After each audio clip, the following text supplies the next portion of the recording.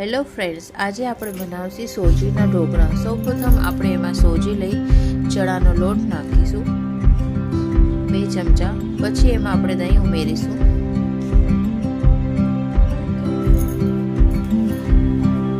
પછી એમાં આપણે થોડું પાણી ઉમેરીશું, મિક્સ કરી અને થોડુંક સ્વાદ અનુસાર નમક નાખીશું। પછી તેને 10 મિનિટ રહેવા દઈશું। પછી તેમાં આદુ લસણની પેસ્ટ, મરચાંની પેસ્ટ અને ઈનો નાખીશું અને થોડુંક ચમચો તેલ નાખીશું। પછી આપણે ડીશમાં તેલ લગાવી અને બેટર પાથરીશું। પછી આપણે તમે સ્ટીમ ઢોકળાની અંદર સ્ટીમ કરીશું, તેની ઉપર મરચું છાંટીશું। તેને 10 થી 15 મિનિટ સ્ટીમ આપી ઠંડુ થવા દેજો।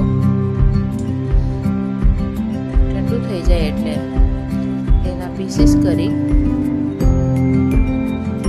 ગરમ ટેસ્ટી રવાના ઢોકળા નાસ્તામાં ખાવા માટે તૈયાર।